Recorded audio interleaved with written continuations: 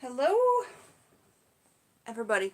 We're back, and I said we would do some more reading in bed. I closed off the last live so that we could just stay per topic per live. For instance, if somebody wants to learn about just the Drunken Botanist but not watch me open my gifts and read random bits from Queldrin's Children... Queldrin's Children Ask. Wow, that was a weird one. Questions Children Ask. Welcome back, Raven Sandmoon. How are you? Good to see you. Okay, let me get it so where I'm not blinded by my light. From the Dark Pools here. Hey, we're going to talk about the beautiful apple here. I have an organic pink lady that they had at our Costco.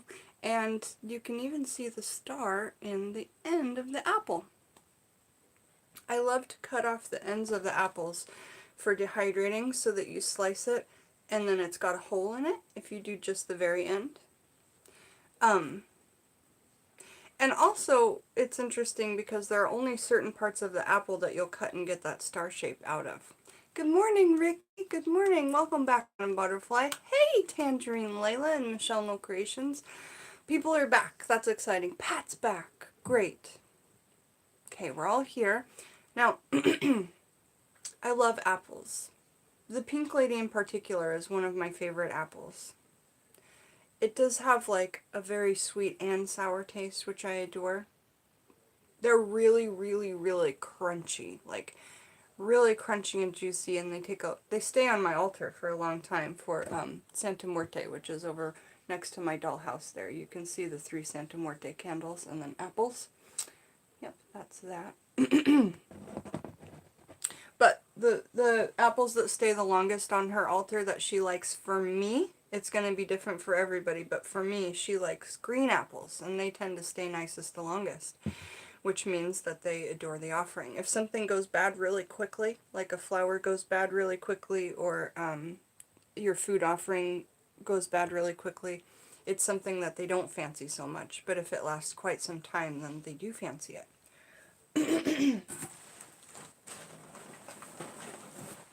I'm trying to get a good shot because the reading is going to be long. It's like a long book, and they go really into detail about a lot of stuff. So I'm just trying to get over there. Let's see if I can get a better shot here. Sunday morning, such a cool time. A lot of people pay this day to religion, whether it's Christianity or other religions. It's a day that most people, or a lot of people, don't work. There we go. So it's a cool day of rest, I think, for a lot of us, which is nice. There's been songs made about it by the band U2. We all love Sunday Bloody Sunday, I think. And it's just kind of a quiet day, like where you can kind of reflect about the week past and you can gather for the week forward. So happy Sunday, everybody, and we'll get into the reading. You know what's cool about this is that you can see my hand in the mirror behind me. Hello. I don't have a beverage. I'll be okay. Alright, apple. Does anybody know the scientific name of apple? It is a plant that comes, or fruit that comes from the rose family. The family that is Rosaceae. Rosaceae. So we're on this page here. And there's a lot of reading to apple. Let's see.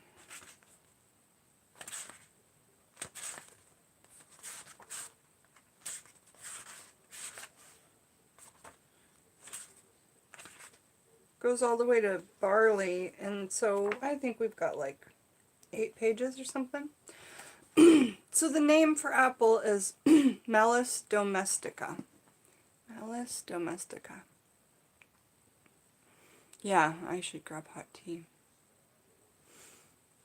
Malus domestica. The apple best suited for cider and brandy is what we would call a spitter, S-P-I-T-T-E-R. A fruit so bitter and tannic that one's first instinct is to spit it out and look around for something sweet to coat the tongue. And so they're not talking about these type of apples. They're talking about the type of apples and the stage that they're in when you make cider or brandy, or a spitter apple. A root beer, a cupcake, anything. Imagine biting into a soft green walnut, an unripe persimmon, or a handful of pencil shavings. That's a spitter at its worst. How then did anyone discover that something as crisp and bright as cider, or as warm and smooth as Calvados, would be coaxed from it? The answer lies in the strange genetics of the apple tree. The DNA of trees is more complex than ours. The DNA in the apple trees is more complex than human DNA. Now, I'm going to interject here. And I do have to grab water. I'm going to come back with a piece of apple wood so we can talk about the wood of apple. Okay? So I'm going to grab a water. I'll be back.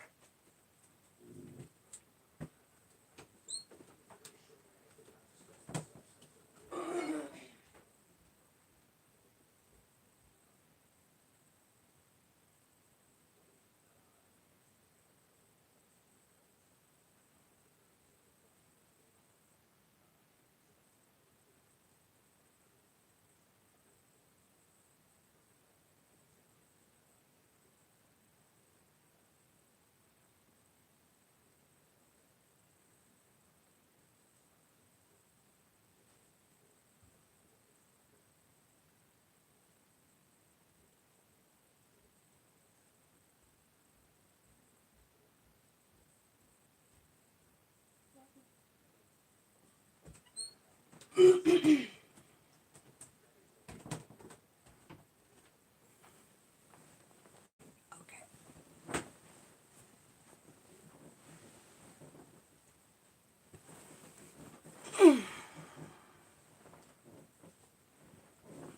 Alright, so talking about the DNA being really complex in apple wood.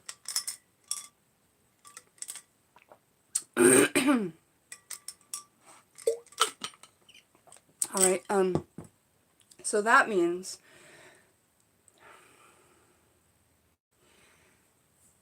maybe like instinctively, intuitive magic, right, is telling me that things like this is for sale in my Etsy shop. It's an apple wood wand with a chicken's foot attached to it and some black hemp, which we know is good for visions. But I like this one because it actually looked like a chicken foot itself. And there's no glue or anything, it's just really held tightly together there. But I use this for a lot of different workings, but now I'm really going to start to use apple wood for things like that DNA, excuse me, the working I just did, the twin flame for ancestry. It wasn't a twin flame to find a love. She already had a husband, but she wanted to connect more with her ancestry of the Strega witches, the Italian.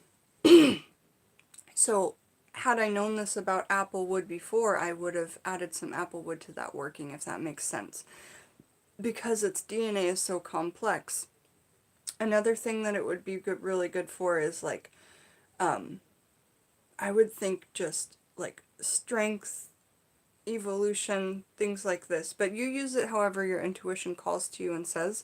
But I just wanted to say that apple wood, how we're learning things about it from this. And this is not a book written for witchcraft, okay? But as we read along, you'll see that you'll get so many ideas for your craft from this book because it's talking about old histories. It talks about the Celtic, it talks about the Egyptians, it talks about all these things that we're already talking about, but it's just really pointing at this one top category. Okay, so now we've kind of got all that in order. I'll continue the reading about the DNA. So, the answer lies in the strange genetics of the apple tree. The answer to how then did anyone discover that something as crisp as a cider or a warm, smooth brandy could be coaxed from this tree.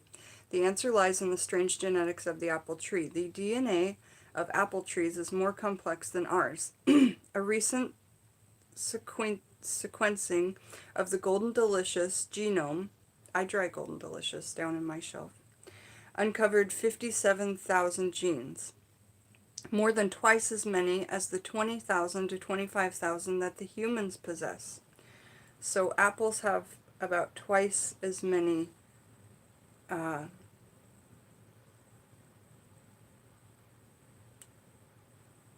genomes? Wait.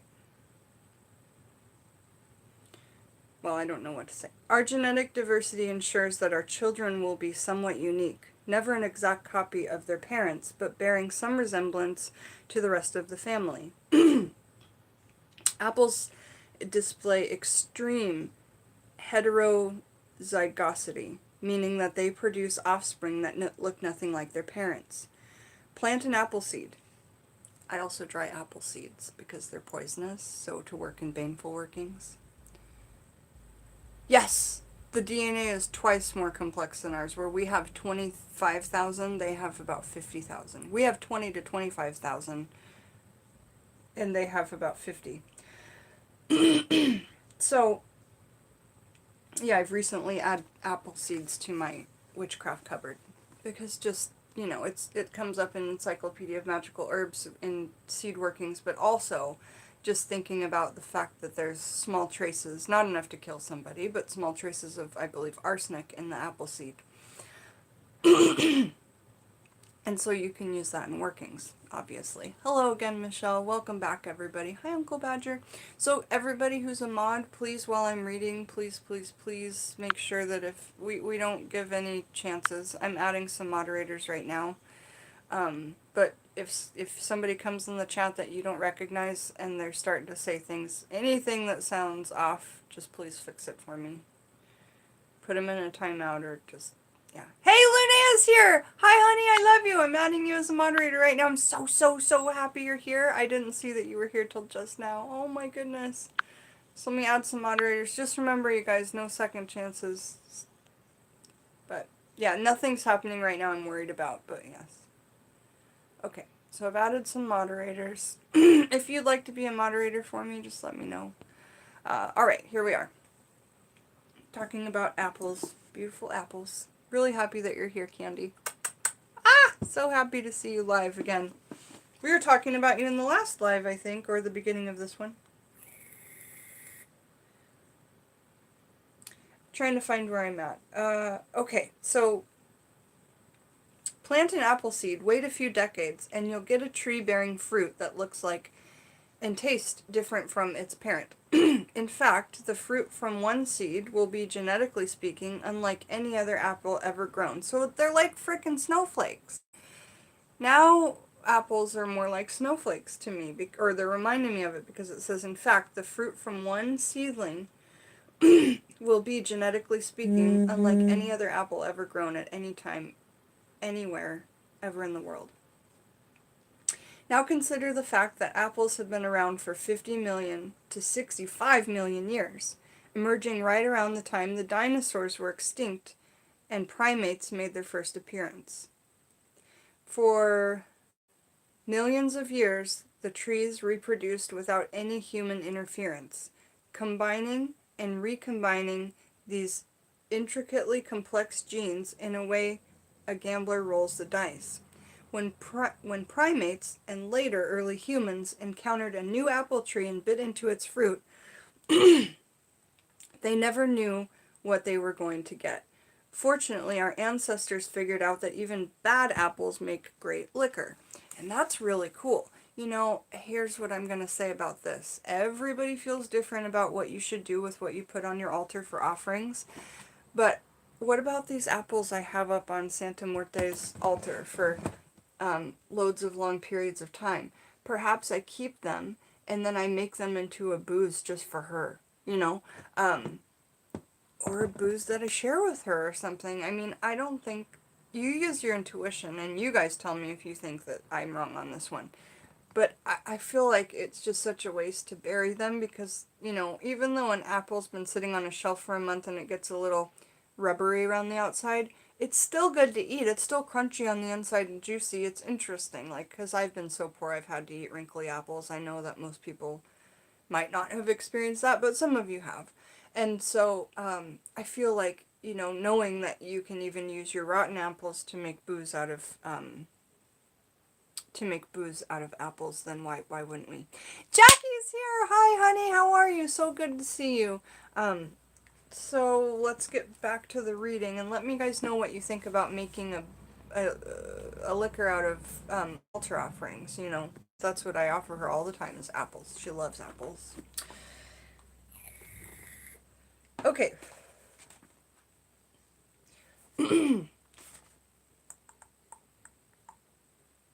So they know... Oh yeah, fortunately our ancestors figured out that even bad apples make great liquor. And now we're on to a section... I love how this book is laid out. It's just really, really good. We're in this. Drunken Botanist. Grow your own apples. It says full sun, deep, infrequent water, hardy, 25 Fahrenheit to 32 Celsius. Now, you can grow, like Alex grows his plants. When you're eating your apple, take the seeds out. Save some for magic, but swear to you, every time I open one of these puppies, these pink ladies, the organic, I open it up and there's 3 of the 6 seeds in there that have a sprout already. If you get one of those sprouted seeds, take it and get some good soil, either from your garden, your back garden, or from the shop. Like, go to the garden nursery and say, hey, I want to plant an apple seed, tell me what soil I need. Or just ask me and I can ask Alex. Because forever I'll be able to ask Alex questions. Don't worry, you guys, we're going to stay as a collaborating channel. So take those apple seeds and plant them, because even though you're not going to get a tree probably from it, because it's hard to make a tree successful, you can have an indoor apple tree plant and it would just be like a bush, you know. So I think that that's really, really, really fun. And Madam Butterfly says right there, I have a miniature apple tree in a pot. It's so cute. That's exactly what I'm talking about. And you can use these plants as your magical familiars because it's so special, because A, you ate from that apple and then you planted it. So that tree and you have a bond already. That plant and yourself have a bond. Just like me and Effie, my cougar. My family ate from that meat and now I have the spirit of the animal here to work with. I mean, it's just really precious when you think about those things, right? So you grow this plant from the seed that you ate. And you have this DNA bond with it. Your DNA is now bonding with this DNA, which is amazing. And this is DNA that's, you know, twice as advanced as ours. So eating apples, I feel, you know, we know that because there's a star imprinted in it, it's really freaking magical and amazing anyway. Make sure if you're trying to get the star, you don't cut them like this, but you cut them like this, okay? You won't get the star if you cut them like this. You have to turn it to its side. So that being said, let's get back to the reading. This is going to be a long video because there's lots of reading here. Heather, I'm so glad you're here. We're reading from Drunken Botanist, my new book, and we're talking about apple. So full sun, deep, infrequent water, hardy, 25 Fahrenheit to 32 degrees Celsius. Heather, do you have apple trees?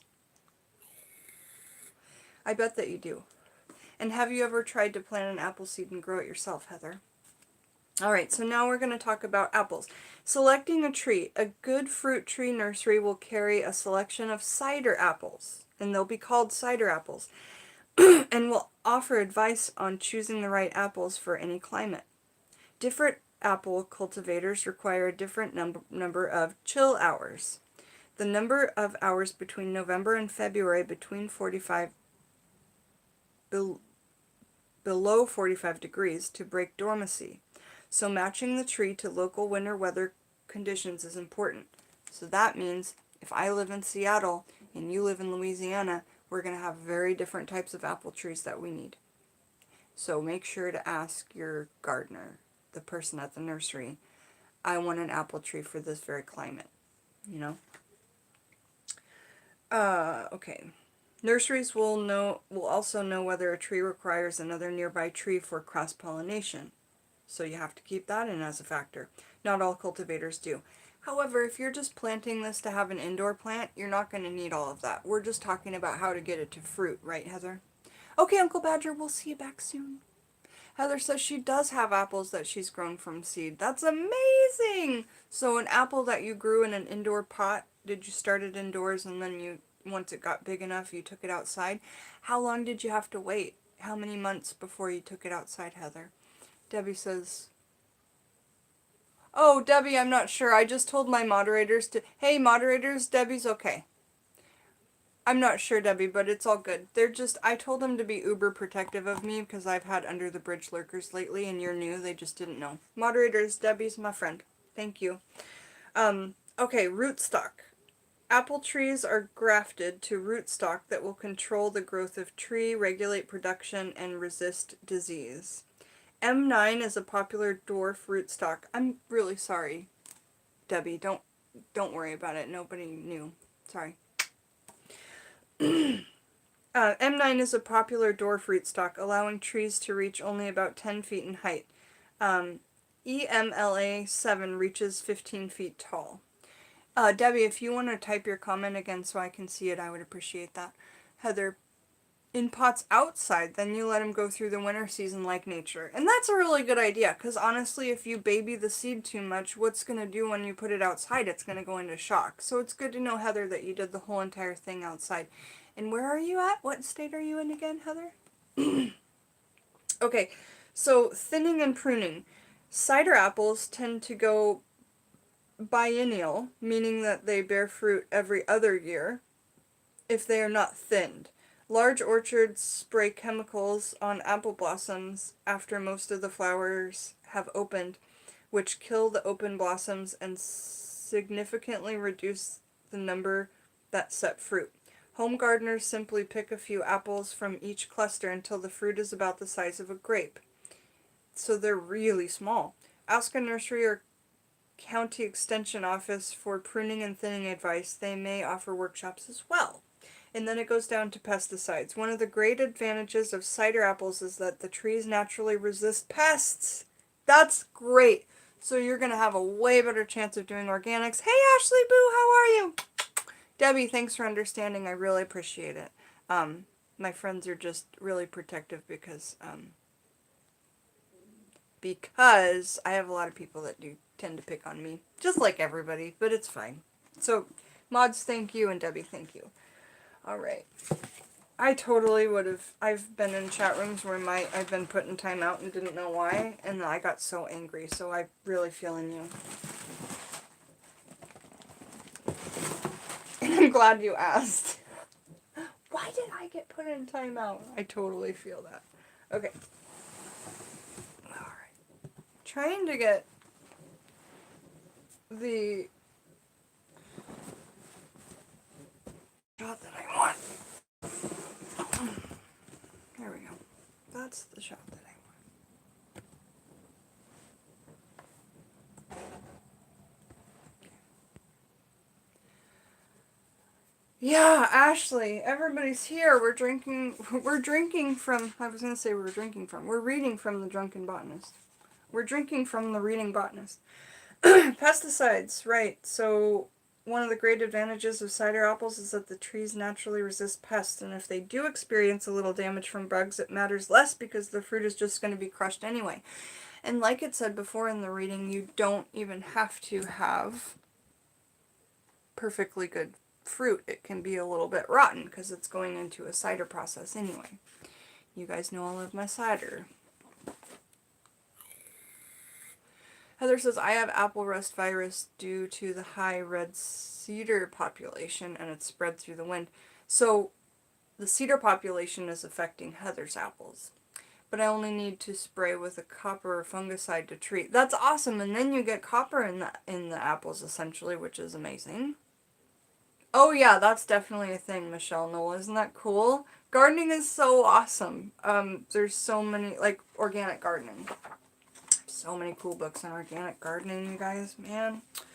Too much to talk about. Too much to read. Too little time, right? If I felt good all the time, I would read to you guys all day long. Okay, cider. Ooh, cider. Y'all know I love my cider. The first boozy concoction to come from apples was cider. Americans refer to unfiltered apple juice as apple cider and usually drink it hot with a cinnamon stick. But ask for cider in other parts of the world and you'll get something far better. A drink, but definitely not for children. A drink as dry and bubbly as champagne and as cold and refreshing as beer. And that's probably why I love it. It's really almost a combination between champagne and beer. Two things that I adore.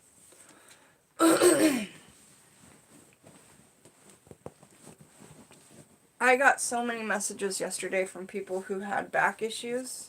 I'm feeling you guys too. So I've lit a candle with some cervical vertebrae, not cervical, lumbar vertebrae around it. Could be thoracic, but vertebrae no less. For all of us that are experiencing back and neck issues right now.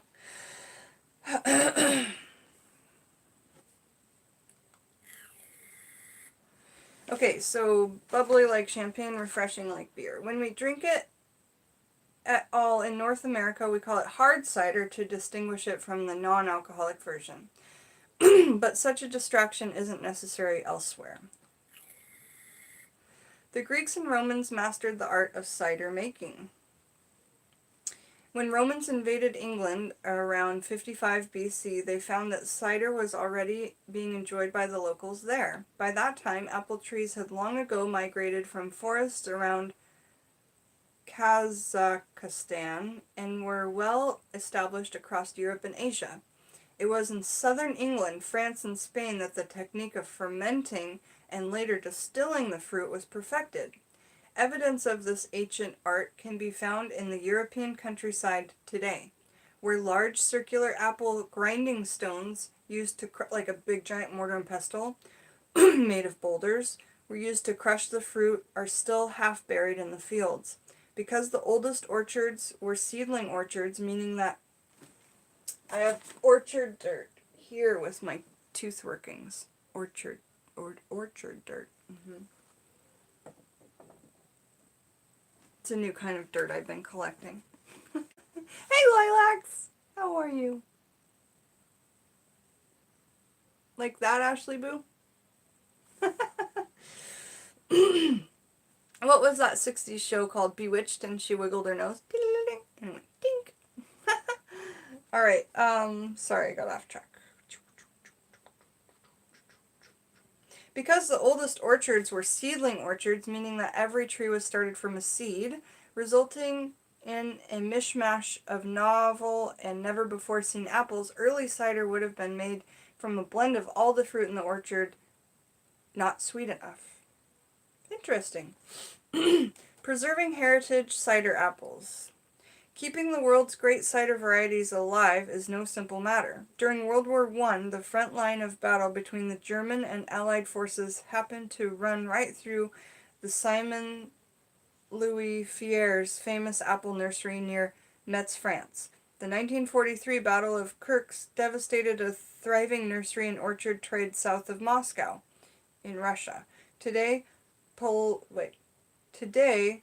pomologists at Cornell University preserve strains in orchards in upstate New York as a part of a global movement to catalog and save old apple varieties. So up in upstate New York, they have a medical scientific area where they're keeping all the old varieties so that they never ever go.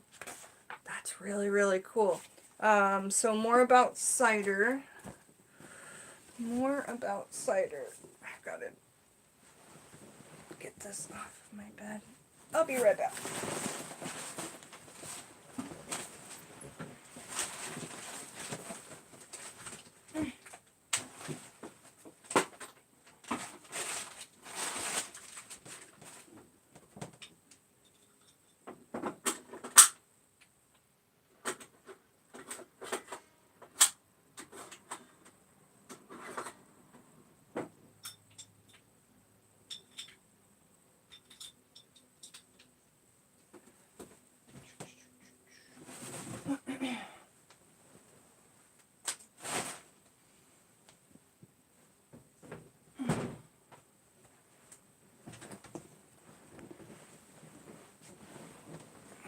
can never seem to get comfortable. You guys are great for staying. Troopers you are.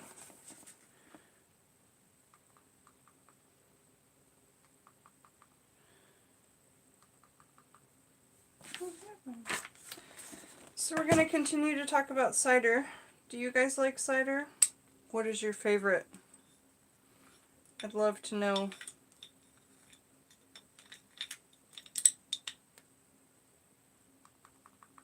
There we go.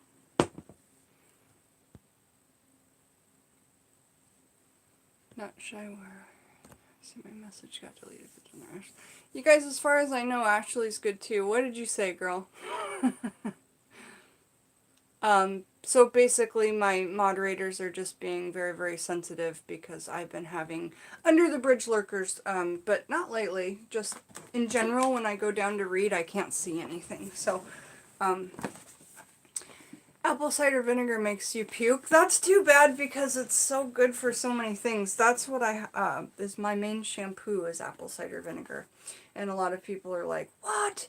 Then doesn't your hair smell like vinegar? And I was thinking that that was going to be the case too, but thank goodness it does not. Heather Foley, yeah. In here in the Northwest, we have all these different kinds. Like in Texas, there were certain kinds of cider that were local to that area.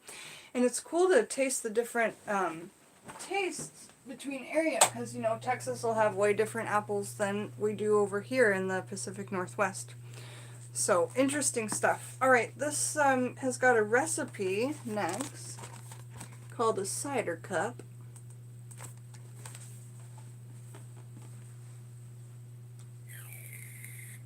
In the Middle Ages, people made a crudely fermented drink called dispense by steeping apples and other fruit in water and letting the juice ferment naturally. This is a much more refined version that is light enough to drink all afternoon in the summer. So that sounds so European, and that's kind of how I live my life when I don't drive and I'm self-employed and all of that is like, I don't morning drink, but I'm not opposed to starting some light drinking in the afternoon or like at noon. So I think that's hilarious that it says this is a much more refined version that is light enough to drink all afternoon in the summer. You know, in the summer. Right. So it's 2 parts hard cider, sliced apples, oranges, melons, so kind of like a cider sangria sounding like, or other seasonal fruit, frozen raspberries, strawberries, or grapes. Ooh, frozen grapes sound good in a little beverage. Yeah, it's 5 o'clock somewhere, but that's just silly to say because I just feel like in the U.S. we really put this like, it's got to be 5 o'clock in order to drink. It's 11:13 where Ashley Boo is, so she must be maybe in Middle America. On the East Coast, it's noon. Nope, no cider for me today. I try to just have some every other day. Ooh, Pat says frozen grapes and wine are awesome. That sounds really good. You are, yeah, in the middle. Ashley Boo, do you have pink hair? Or is this a wig? Because I just love pink hair. It's when people can pull it off. I had pink hair for a little bit, but I don't think I ever pulled it off. Anytime is coffee time. You know, coffee's a drug. Central time, that's what you call it. Thanks, Heather. Okay, so, right, and then 1 part ginger beer or ginger ale, non-alcoholic. In a large pitcher, combine cider and the sliced fruit, allow it to soak for 3 to 6 hours, strain to remove the sliced fruit. Fill a highball glass, oh, that's so vintage and cute. Fill a highball glass with ice and frozen berries. Fill the glass 3/4 full with cider, and then top with the ginger beer to taste. Okay.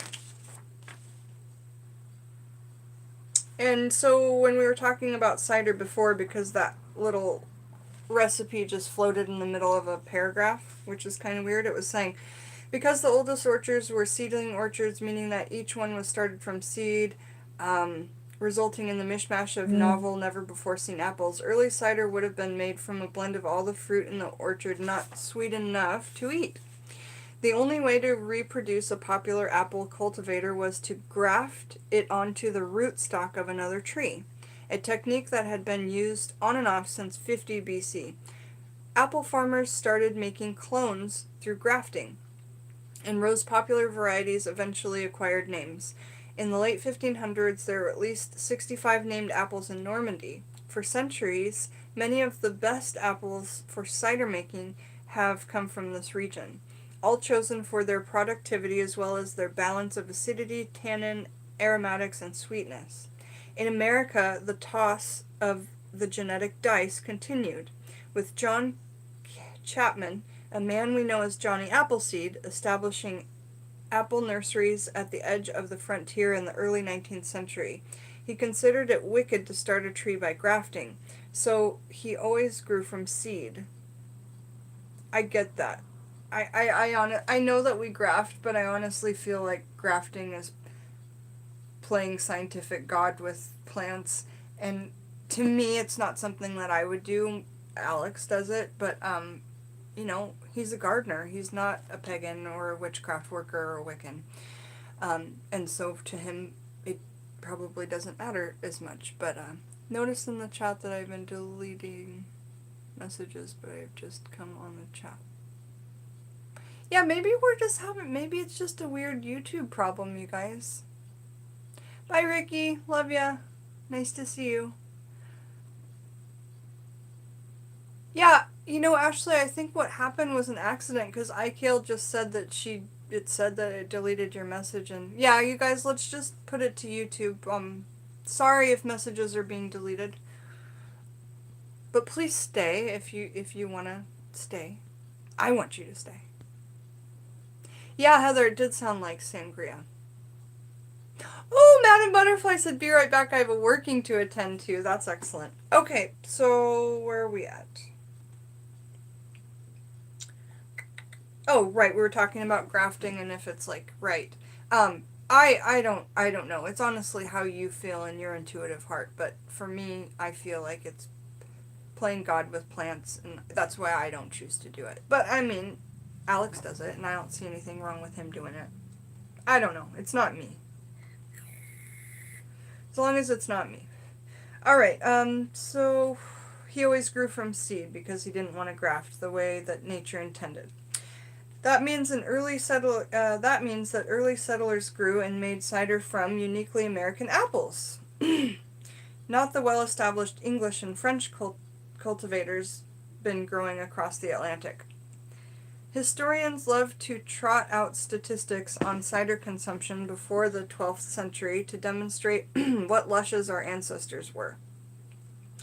In apple-growing regions, people drank a pint or more a day, but they had few alternatives.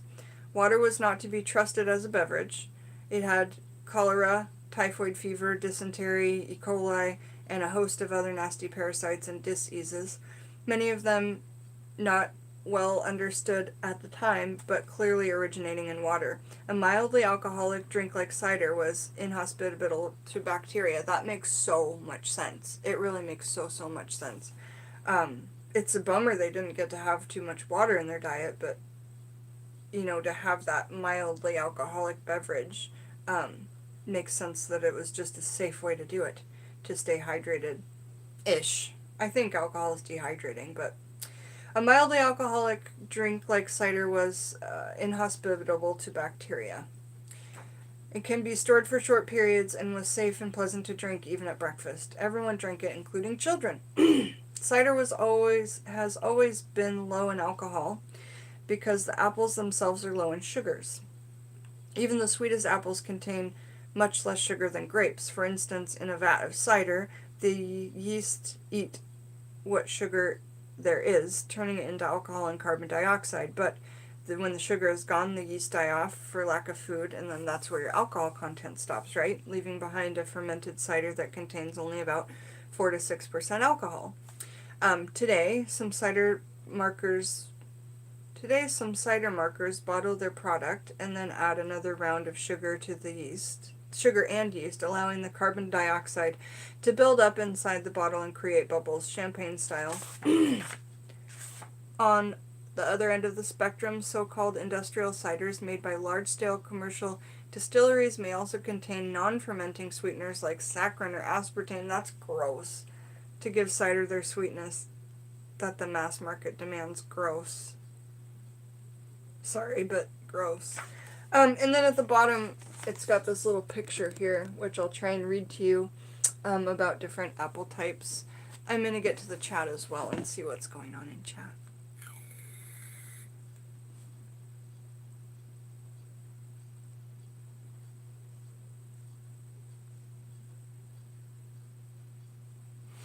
Thomas, enjoy your cooking. That sounds really fun. I love listening to my friends' live streams and cleaning or cooking or tidying my room or working on workings. Not working on workings so much, but like researching and stuff like that.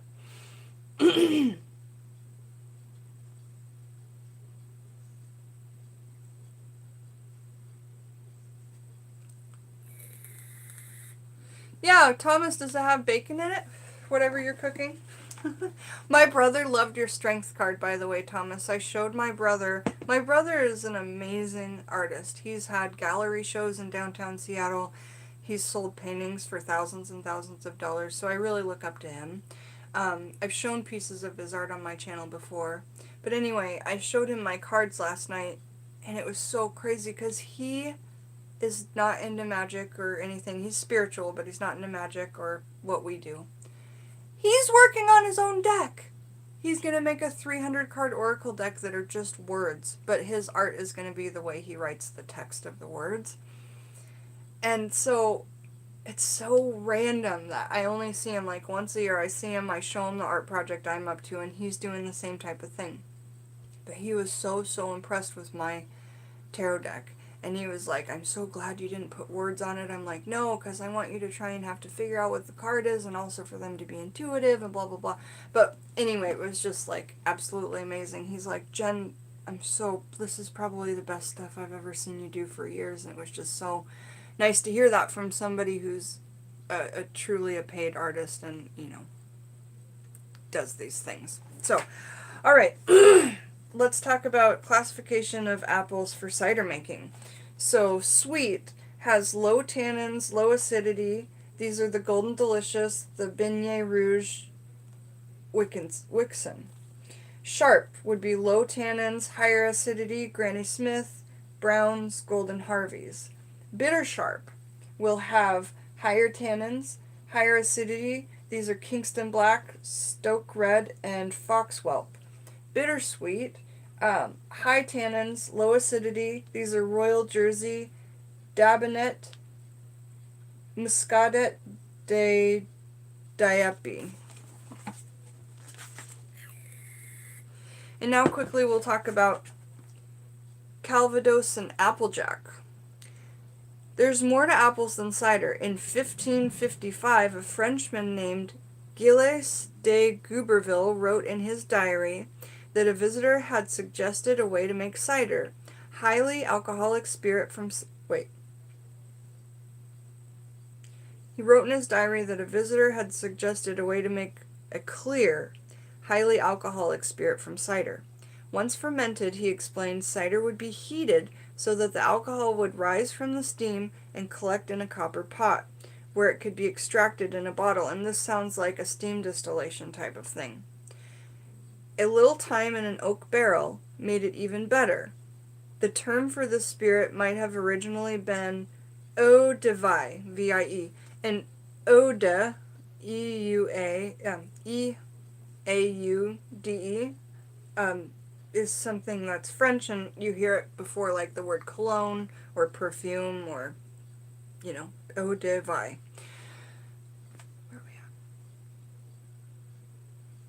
I think your brother's right. The images are incredible. It's stunning. Thanks, you guys. I appreciate it. And my other brother, Daryl. And my other brother, Daryl. It's my brother, Daryl. Okay, apple spirits. Okay, let's talk about the word spirit quickly. When I was learning how to make metheglin, and I made my metheglin out of raw manuka honey, okay, I learned that the Vikings made mead, and what they did before they realized how yeast worked, and because they didn't know the science of it, they just like figured it out on accident, right? So when the Vikings were making their mead, they would pray to the alcohol spirits. You know, they would pray to the spirits that this batch would get them drunk. You know, that this batch would be intoxicating. Because they didn't all work. Because for a long time they weren't, like, using the same methods. It was the yeast that was happening, but they didn't know how it was happening. So some batches worked, some batches didn't, and they would actually pray to the spirits that they would be blessed with alcohol.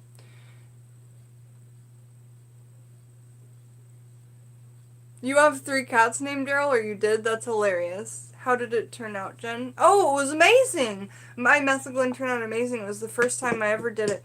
Now, what's the difference between mead and metheglin? Well, metheglin sounds horrible because it has the word meth in it, but metheglin means an herbal mead. So you put in herbs for a purpose, which makes it magical, and alcohol. And I made it for the Fae, and I put it in this teeny tiny old vintage glass vial, that first batch of metheglin, with a cork, and I put it in my Fae garden next to the Fae dollhouse refrigerator with all the stones and my dreadlocks and all. If you guys haven't seen my Fae garden episode where I put the permanent offering in the Fae garden of the metheglin in the bottle, and I put a wax over the cork, and it's still out in the garden, you know, and it's there so that when they come into this realm through that little door, they can have a drink. And before they go back home, they can have a drink. The next day after I made that metheglin offering, the next day, the white peacock showed up. So, I think that both spiritually and, because I drank it too, it tasted great. Alex really didn't want me to drink it because he thought I could get sick, but I mean, I just tasted it a few times, but it tasted really, really good. So that's kind of like, I just want to say, the first time I ever tried to make, well, second or third time I've ever tried to make alcohol, but I didn't finish the rest of the processes. I gave up before the time was done. But it turned out great. And anyway, so metheglin is when you add herbs into it to make it a magical thing, and I found that out of my Sexual Practices of the Druids book. The whole process and recipe and everything to how to make metheglin. Or mead. If you don't add the herbs in, then it's just mead. Alright, so we're going to talk about apple spirits. Oh, before we do, I just want to say quickly, and I've talked about this on the channel a lot, the reason we refer to something as spirit also is because a lot of people believe that there are spirits that hang around, right, everywhere. Good ones and bad ones. And a lot of people believe that they want to get into people to play and have a good time and be in our realm for a while and have a body for a while, right?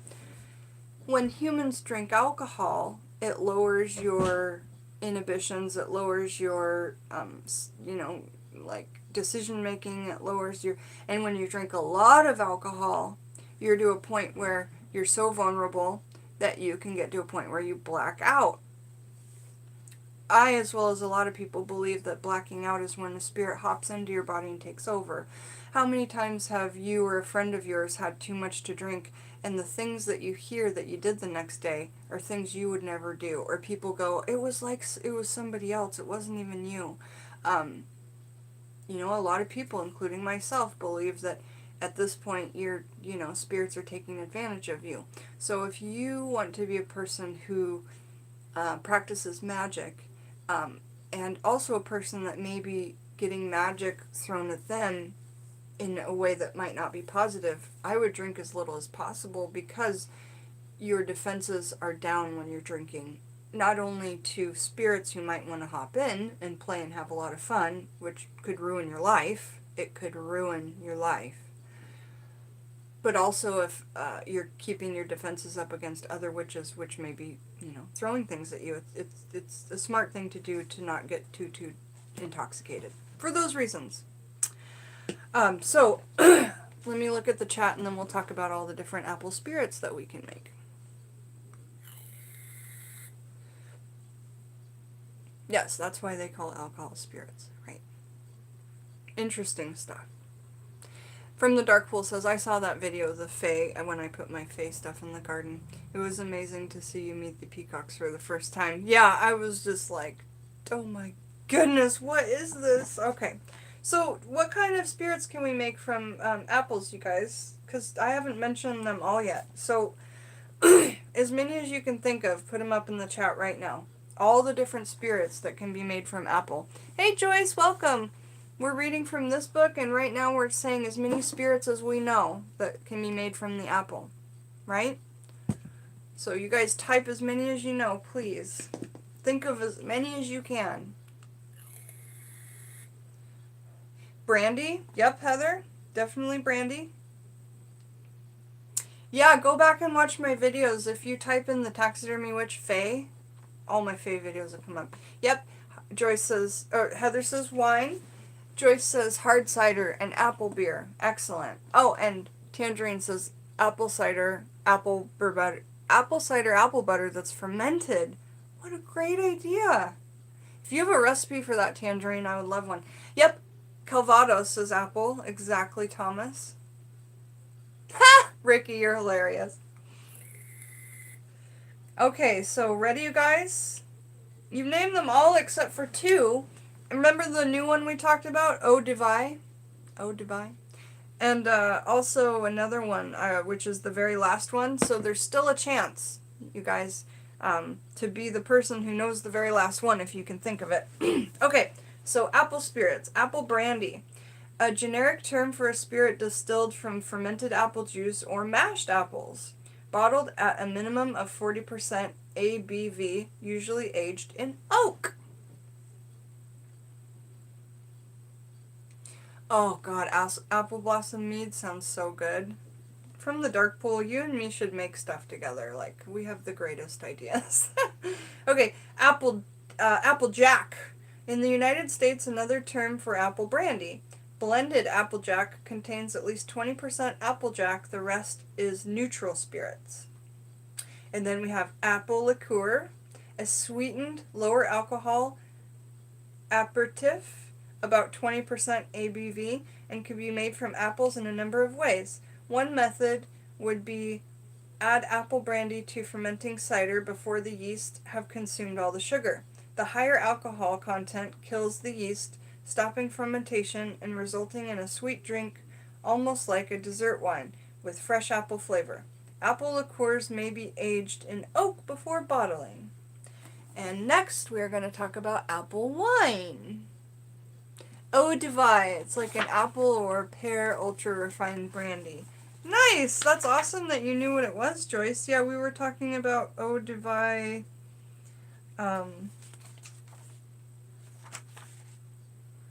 when we were talking about Calvados and Applejack. And it was saying a little time in an oak barrel made it even better. The term for the spirit might have originally been Eau de Vie. Okay, so apple wine. Apple wine. Apple wine. Don't get me started on homemade bread. If any of you guys wants to make homemade bread and ship it to me and it would be here in 2 days, you can do that. So Ricky, I would adore if you made me some homemade bread one day. The channel birthday's coming up on July 19th. Don't forget, you guys, that birthday's going to be just as exciting as my birthday, but I don't expect any presents. I just want to throw a party. And Scott Cunningham's birthday is coming up too on June 26th, I do believe. Ooh, April wine sounds good. A good apple crisp is one of your favorite apple dishes. Yum. Heather Foley, send me some bread, girl. I would just love it. And then I get like that fresh fucking organic Amish butter and just, or Kerrygold butter. Ah, it's so good. We all need to get in the ciders. I know. Let's get in the cider business. Once we start our commune, let's get in the cider business. Because it looks like I'll be staying in Washington probably permanently. And this is the place for apples, you guys. Washington is the apple state. Drooling. I know, we're all drooling. Let's keep talking about apple spirits. Apple wine. Well, apple wine is a very old term for cider. Today it refers to a type of cider. So if you're reading an old book and it's talking about apple wine, there's a good chance they're talking about cider. However, today it refers to a type of cider with which additional sugars and yeasts have been added, like we talked about that process before. If you're buying apple wine, check to make sure it's sugar that's added, not saccharin or whatever third eye grower they're going to shove in there. Added to push the alcohol content higher, usually to at least 7% ABV. Apple wines are typically not carbonated as well, whereas ciders do have a carbonation. I like the carbonation of cider because then it really gives it that combination between beer and champagne that I do like. So now we're going to talk about Calvados. Apple brandy made in a specific region of northern France using apples from designated orchards containing at least 20% local varieties and 70% bitter or bittersweet varieties, and no more than 15% sharp varieties. The spirit is bottled at a minimum of 40% ABV. Calvados, this is another one. Calvados Domfrontius, Domfrontiais, follows the other rules for Calvados, but this apple brandy must contain at least 30% pears. Okay, so the Calvados Domfrontius is the one that must contain at least 30% pears. It is single distilled in a column still and aged in oak for at least 3 years. So that's kind of like how there's a difference between whiskey, bourbon, and scotch. You know, like how long it's aged, the process, etc. But the original batch is all the same stuff, I believe. It just depends on how the aging goes. Where the Calvados Domfrontius is pears and aged in oak for at least 3 years. Now we've got Calvados Pays d'Auge, Paysdauge. This is specific to the Pays d'Auge region. It follows all the other rules for Calvados, but must be double distilled in a traditional copper still and aged in oak for at least 2 years. Now, that's awesome as well, because you're going to definitely have that copper energy attached to the Calvados Pays d'Auge, as well as the pears, right? No, pears. Double distilled copper and oak for 2 years. Okay, now we have Eau de Vie, a clear spirit made from fermented fruits that is not aged in oak and is bottled at 40% ABV or higher. It is the fruit equivalent of white whiskey. That's so interesting, white whiskey, and it sounds beautiful. That would be a good band name, White Whiskey. Ha! Somebody got jinxed. That's hilarious. You guys are hilarious. My mom used to make the very best fresh apple cake. Joyce, yum. She even made it with pears from her own trees. That's what I'm talking about.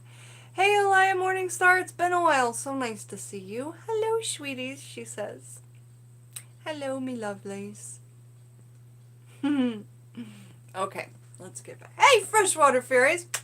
It has been a minute. So nice to see you. We're talking about apples. And this is some apple wood. That's why I'm holding it up. We're reading out of The Drunken Botanist, one of my birthday books, from Alex. So, Eau de Vie, the white whiskey. So cool. Now, the last one is one that nobody said. And it's this one. Right here. I'll read you the spelling because my thing won't focus. Pommeau, a delightful French blend of unfermented cider and apple brandy bottled at about 16 to 18% ABV. So unfermented cider. Huh. Oh, unfermented cider, like what in the US we would call apple cider. So non-alcoholic apple cider, right? Mixed with brandy. Sounds pretty good. Pommeau. So it says a little time in an oak barrel made it even better. The terms for this spirit, we're talking about Calvados and Applejack, might have originally been eau de vie, the cider. Eau de vie being the early term for any kind of distilled spirit, but it soon earned the name Calvados after the region in Normandy where it was made. Americans wasted no time making their own version of Calvados. The Lyard and Company Distillery in New Jersey holds bragging rights to license number 1, the first distillery license issued to the United States in 1780. According to the family's records, Alexander Layard arrived from Scotland in 1698 and began growing apples and making cider spirits, spelled with a Y, Cyder, or applejack, for his friends and neighbors. When Robert Layard went to fight under George Washington's command, the family sent a gift of applejack for the troops.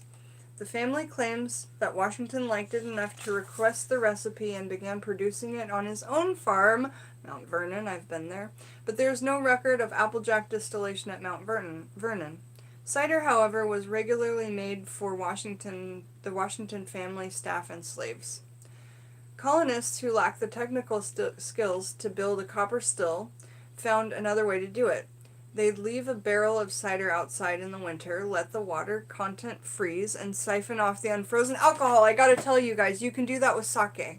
One time I put sake in the freezer because it didn't taste good at room temperature and I wanted to get it cold fast. And it was a flavored sake. Sake is like 20%. You know how vodka's like 80%? Sake's like 20%. It's like twice the amount as wine, half as less as liquor. And I do like my sake. But I got this kind that I didn't like. I put it in the freezer, and half of it was slushy, and the other half was pure booze. So I took a drink, and it was like sake liquor. So that's interesting to know that certain things will just kind of freeze that way. Bye, Debbie. So good to see you. I'm sorry you have to go, and I'm always here to make you feel welcome, my love. Art and Tarot by D, welcome. Yeah, they'd made it on the down low. Yep. Okay, where are we at here?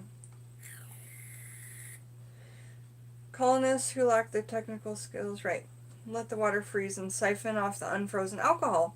Because alcohol doesn't freeze, as you know. Like if you put wine in the freezer, it'll separate. If you put strong booze in the freezer, none of it freezes. And if you put beer in the freezer, the whole thing will freeze, I think. But I'm just saying, like, it depends on the alcohol content of how much is left unfrozen. Jen Terry is here. Hey, Terry, how are you? Look, girl, thank you so much. I've had this on nonstop since I got the package, and I love my things. I love my things. Thank you so much. I hope you saw me open your birthday gifts. Thank you.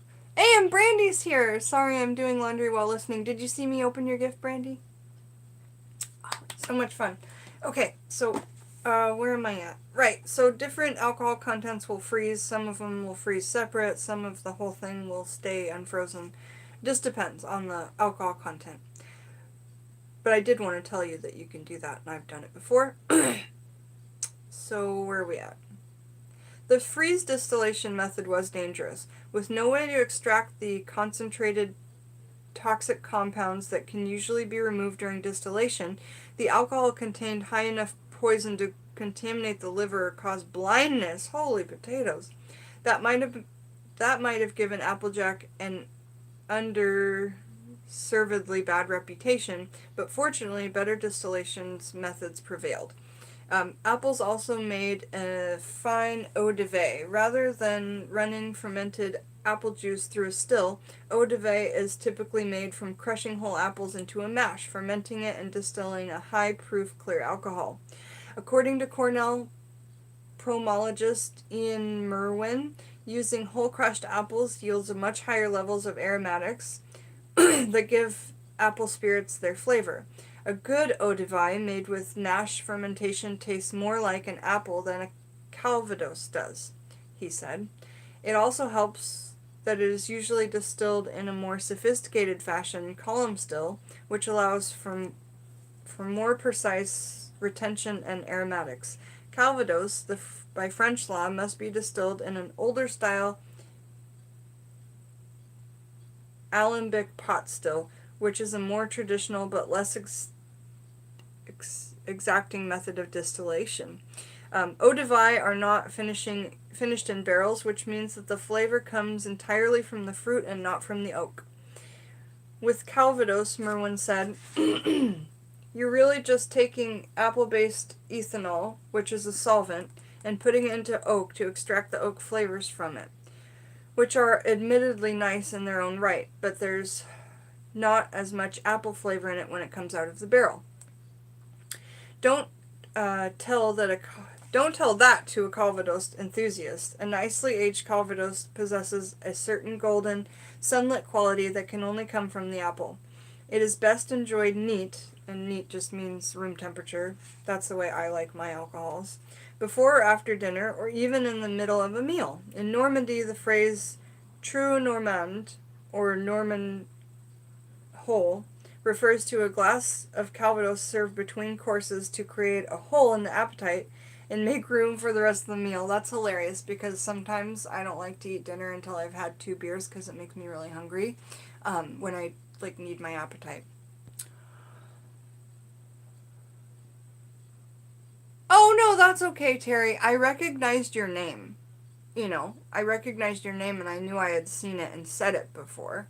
So I knew that it was okay, but I couldn't wait. And wasn't it cool all the things we read about the ammonite, the fossils? Just amazing to me.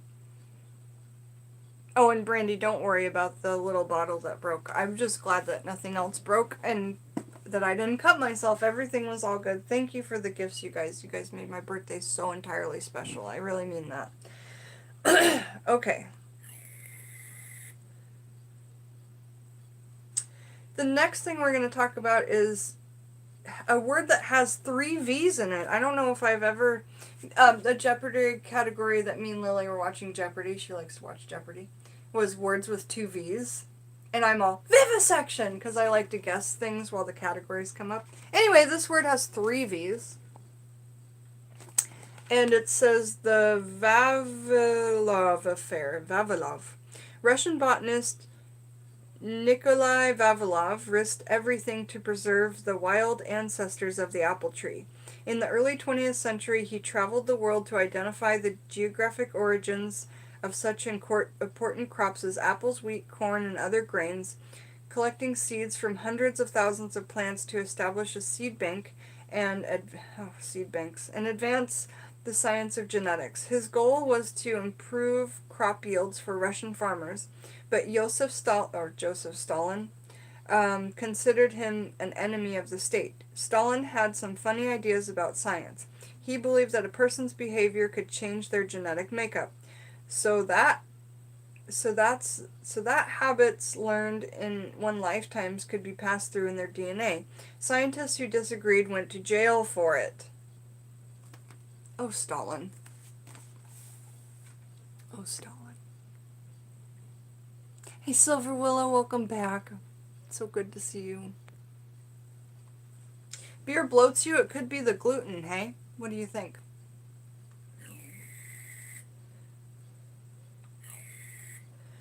Vavilov was arrested for his beliefs in 1940. He spent his last days delivering lectures on genetics to the other prisoners, many of whom surely wished Stalin would have arrested locksmiths for dynamite experts instead of botanists. This version of old-fashioned is mixed with equal parts Applejack and bourbon. You know the drink called an old-fashioned? There's a recipe for it in here. Combining apples, corn, and grains of Vavilov's honor. So this is a drink made to cheers Vavilov.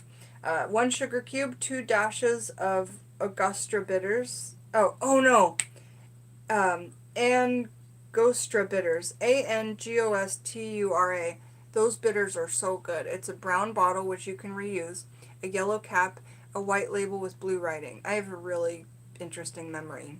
I don't remember lots of important things, but little things that are unimportant are like glued in my brain. I'm sure a lot of you can really resonate with that.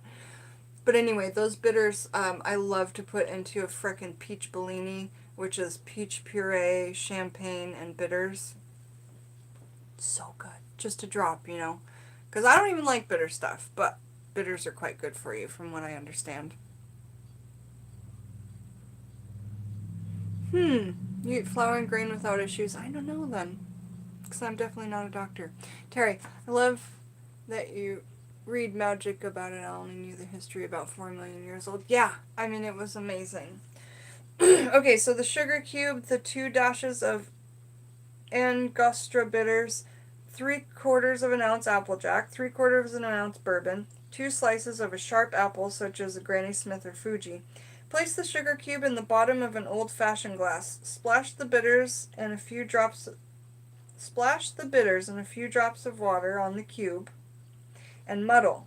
Add ice, stir in the applejack and the bourbon and stir well. Use a citrus squeezer to squeeze the juice of 1 apple slice on top. Yum! Add the second slice to the glass as a garnish. That sounds good. Okay, now we're going to talk about yeast, a love story. The oldest domesticated living organism is not a horse or a chicken, nor is it corn or wheat. It is a wild, single-celled, asexual creature capable of preserving food, making bread rise, and fermenting drinks. It is yeast. Yeast is everywhere! It floats through the air. It lives on and inside of us, and it coats the skin of fruits in hopes of extracting some sugar from it. And there is no need to go out hunting for wild yeast. Leave a bowl of flour and water in the kitchen counter, and yeast will find it. But a few particular species of yeast, especially those belonging to the Saccharomyces genus, are so effective at fermentation that people learn to keep them alive, grow them in large quantity, and eventually to sell to brewers and distillers. Pause the book. I gotta talk all about natural yeast to you guys. My way of making mead or metheglin requires no yeast packet at all. And it has to be raw honey, but I used raw manuka honey because that again is like making the metheglin even more potent, because raw manuka honey you can even put it on cuts and wounds and it will heal it up like a poultice. So what did I use in my metheglin for yeast? Nothing. But like I show you in my video, and I attached if you watch a video on YouTube called How to Make Mead Like a Viking, that's the name of the video. I attached it in my metheglin video so you could watch it. But I watched that video 3 times. I used the method of yeast that he used. I went outside and I got a grape leaf, okay, and a few grapes that had white on the outside naturally. That white on the outside naturally is natural yeast. So I took part of the grape stick, I took a grape leaf, and 3 or 4 grapes that were covered in yeast, and I put it in my big, the biggest ball mason jars I have, and I made it in that. I put cheesecloth over the top so air could go in and out. The yeast that occurs naturally, because I just wanted to do it purely natural. If it worked, great. If it didn't, great. On that, another thing you can do is have the same wooden spoon that you never wash, but you always stir with. You never let tap water touch it. If you use that same wooden stick every time, the yeast will live within the stick, and you can put yeast into your brews that way. But just growing natural grapes, because grapes have a lot of natural yeast on the outside, that whiteness, that's not a pesticide. I grew them organically. I never sprayed them, but they have that whiteness. You'll see it on kales and cabbages, that white sheen on the outside. And then in this book it tells you that if you just put flour and water in a bowl, yeast will find it in your kitchen.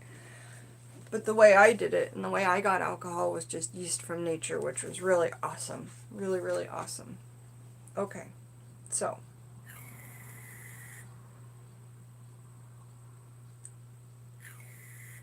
all right.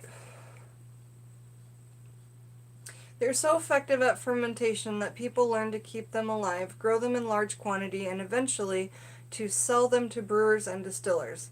There are laboratories all over the world carefully tending their strains of yeast.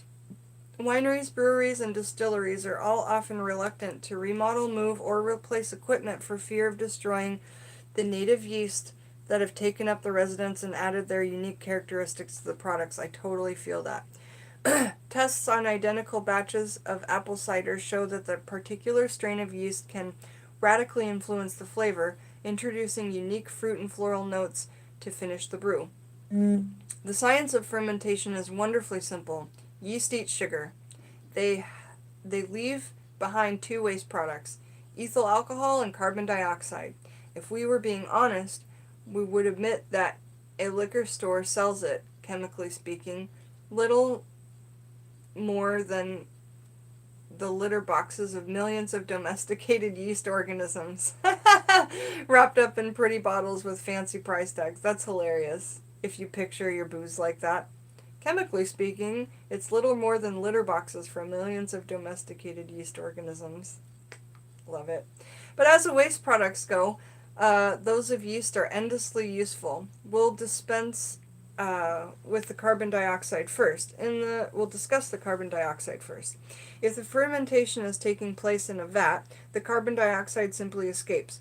Beer makers allow some to remain so that the beer will be foamy. They might add little back in during the bottling phase as well. In the case of sparkling wines, another bit of yeast goes into the bottle for a secondary fermentation that creates bubbles and builds up pressure behind the cork. Bakers have much in common with brewers. Carbon dioxide is what forces bread dough to rise. But what about the other waste product, ethyl alcohol? That is what we call pure alcohol or ethanol. After some tinkering, it makes for a great drink, but not for the yeast. As they excrete this alcohol, the yeast make their own grave. They can't survive in high concentrations of their own waste product. That would be like us being in our, you would die. If your toes were touching it, you'd be okay, but if you were up to your head in it, you wouldn't be able to live, right? That makes sense. Ethyl alcohol is just pure alcohol.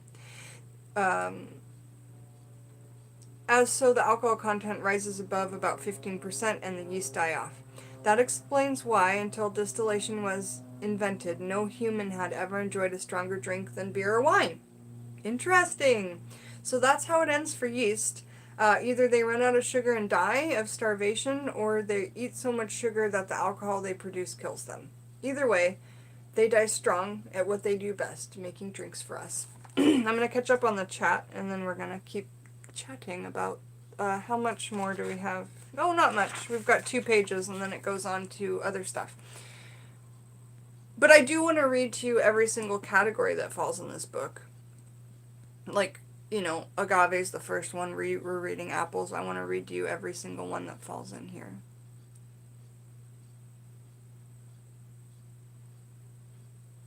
Oh, that's cool about your great uncle, Thomas. Oh, cool. Ayla, which gen? I think that's cool that you made meat as well. Okay, so where are we at? Mix the salt with cabbage and with your bare hands so it adds to the fermentation process and making kraut. Yep. I do kraut in like a German clay vat, and I use a wooden thing, and the wooden muddler, I guess you might call it, that mixes the salt with the kraut. That is what carries the yeast in my kraut making process. But yeah. Oh, okay. Cool. Alright, so if ethanol were the only product excreted by yeast in a vat fermenting... Oh, okay, we already said that.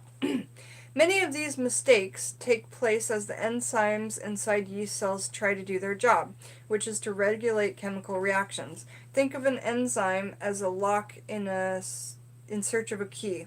As molecules jump around in the fermentation tank, they may try to lock with an enzyme and not quite fit. The result of these imperfect couplings are imperfect compounds, and these make fermented drinks complex, intricate, and sometimes dangerous. These accidental byproducts are called congeners, C-O-N-G-E-N-E-R-S, like the word congenital, meaning that compounds were present from the birth of the fermented drink.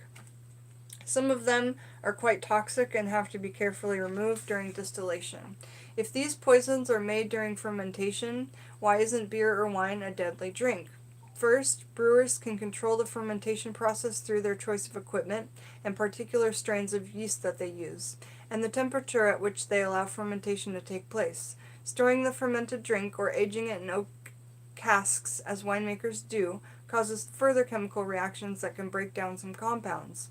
Some congenital congeners, inevitably remain, but they are present in such relatively small quantities that are livers are usually able to keep up. Anyone who has too much wine has experienced a hangover caused in part by a buildup of these toxins in the body that simply can't eliminate fast enough. The challenge of distillation, then, is to extract the ethyl alcohol from a fermented mash similar to beer or wine, resulting in a higher alcohol spirit that does not also deliver a concentrated dose of congeners. Fortunately, each of these compounds has a different boiling point, so the secret is to heat the mixture and separate out the unwanted molecules as they boil away.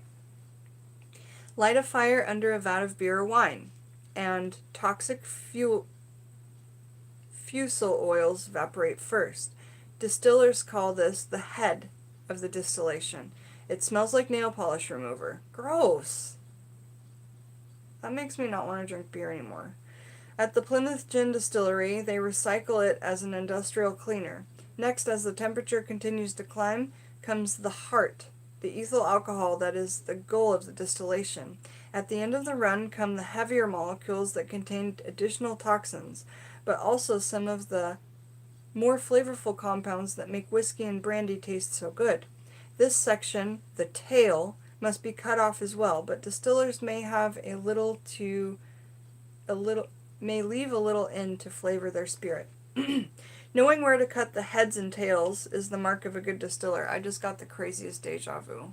Like it was part of an episode of Fresh Meat, and it was me reading this book, and oh man, that was a big one. Trippy. I've never read this part of this book before, but I knew what it was going to say, like every word for that last paragraph. I know, nail polish remover, yuck. Okay, I gotta start again. Knowing where to cut the heads and tails is the mark of a good distiller. Homemade moonshine, bathtub gin, and other amateurish attempts at distillation can be fatal because those dangerous compounds that might not be extracted properly. Cheaper mass-produced spirits may also produce worse hangovers if the toxins are not properly extracted or filtered out. Some liquors are double or triple distilled, meaning that the heart is run back through the still to extract more heads or tails, and some, like vodka, are filtered through charcoal to remove the slightest impurity, leaving a clear and most odorless and tasteless spirit as close as possible to pure ethyl alcohol.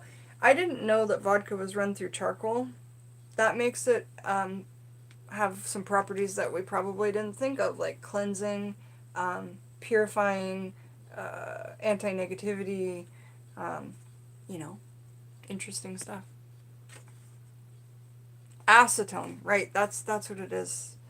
Okay, bugs and booze, a six-legged yeast delivery system. And then this is the end of apples.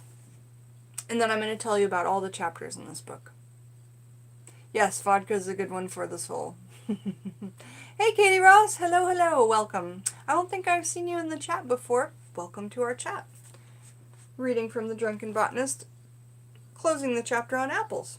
Okay, six-legged yeast delivery system. Bugs in the brew? It's an age-old problem.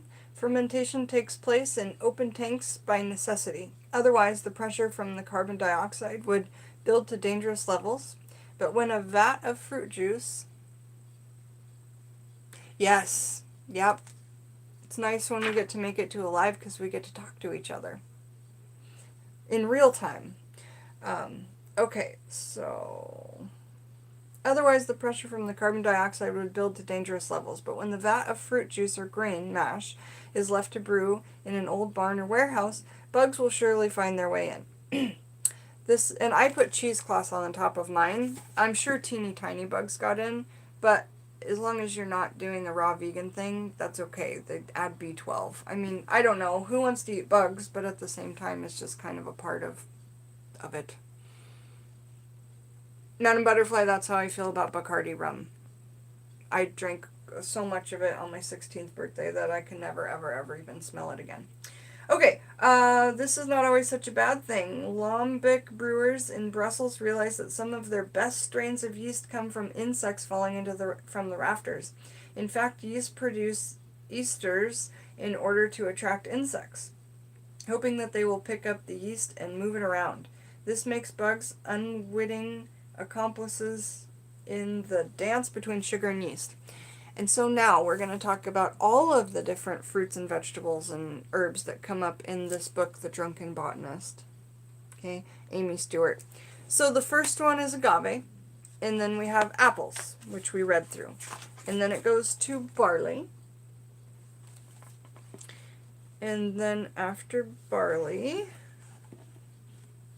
is corn.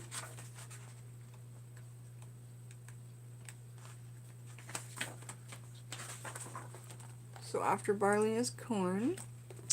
And then is grapes. Bye, Tangerine. Love you. Hi, Ravensong. After grapes is potato.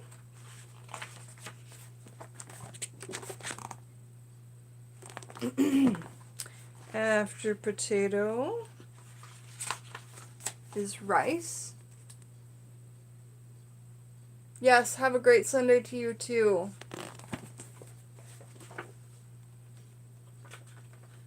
After rice is rye.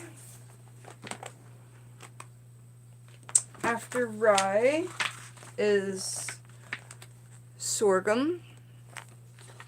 After sorghum is sugarcane, which I'm uber excited about. We've done sugarcane. We've talked about it so much on this channel. I did a video to show you how to dismember it and take it apart for witchcraft, poppets, how to eat it, everything, right? Sugarcane, how to juice it. So sugarcane, I'm super excited to go get some. It's part of the grass family. And make alcohol out of it. So what do we got next? After sugarcane comes wheat.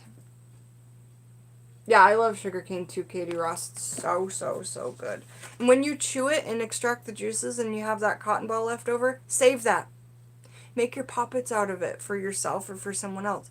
Give sugarcane to someone, have them chew it up, and make a poppet out of that for them because it's got their DNA attached to it, their saliva. While they're chewing it, you can also think of your intent and use it in workings, just like I do with beeswax.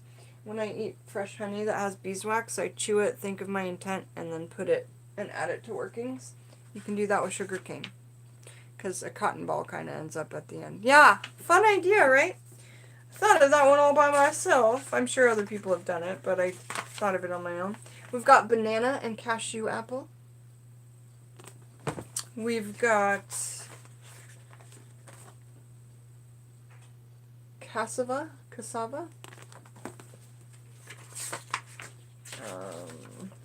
Date palm. Jackfruit and marula.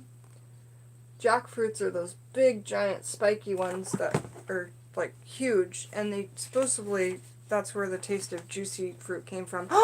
Monkey puzzle tree? You can make booze out of a monkey puzzle tree. No way. And I just recently added monkey puzzle tree to my witchcraft shelf.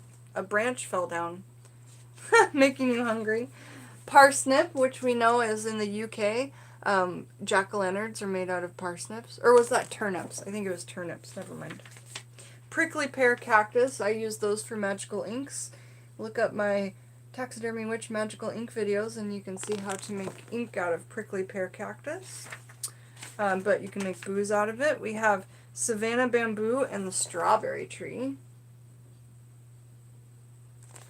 Clove oil is great for toothaches. Yep. Got cloves here on my toothache altar, as well as the toothache plant. This is better than Novocaine for people who can't get numb. This is amazing. The buzz button. It's like Willy Wonka when you put it in your mouth. It's crazy. Okay, tamarind. We love tamarind in this house. Make alcohol with tamarind. And then it goes into herbs and spices. Allspice. Aloe, angelica, artichoke, bay laurel, betel leaf, bison grass, caraway, calamus or sweet flag, cardamom, oh cardamom, yum, clove, cocoa, coriander, cubeb, Domania, Ditty of Crate, Alecampane, European Century, Fungreek, Gelatin, no, Gentian, Galangal, Germander, Ginger, Grains of Paradise, Juniper, and of course we get gin from juniper, Lemon Verbena, Lemon Balm,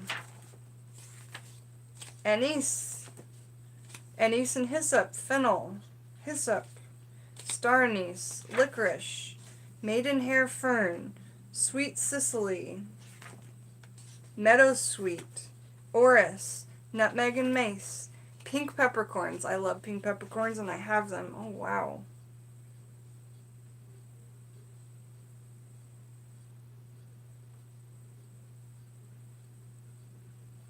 Women held the high honor of the brewmasters for the pink peppercorn. That's so cool. They made it into beer, gin, vodkas, and bitters. That's so cool. Okay, sarsaparilla, sundew, sassafras, tobacco, interesting, sweet woodruff, tonka bean, vanilla, wormwood, chamomile, elderflower, elderberries, hops, obviously hops, opium poppy, that will be a fun one to read, jasmine, rose, saffron, violet, and then it goes into the trees, and we have Angostura, we have birch, cascarilla, chichinoa, I don't know how to pronounce all these trees, cinnamon, Douglas fir, eucalyptus, mastic, mauby, myrrh, pine, Senegal gum tree, spruce, sugar maple, and then under fruits, apricot, black currant, fig, the Marscana cherry, the plum, the quandog, the rowanberry, the soulberry, bitter orange,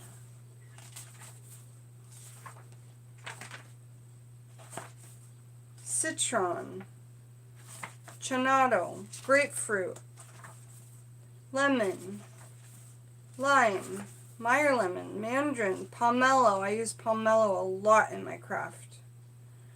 Sweet orange, I use that a lot as well. Yuzu, that's a Japanese fruit. Almonds under nuts and seeds. Almonds, coffee, kola nut, hazelnut, walnut,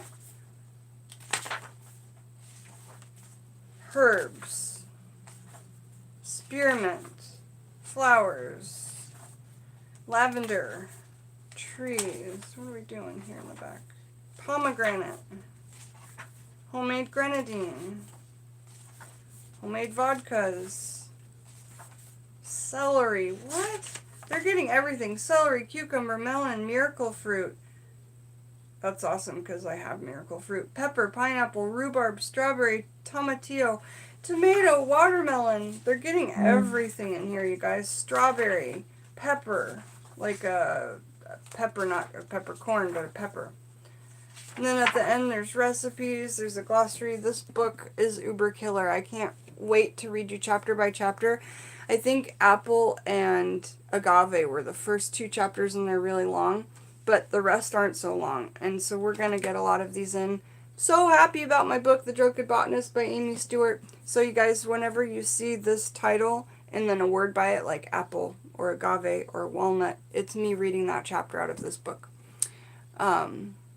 So thanks for joining me. I got to get back to work and get my family time done and get out of bed. So have a beautiful day, and I'm sure we're going to come on live later. Maybe we'll read more out of The Drunk Botanist. What do you guys say?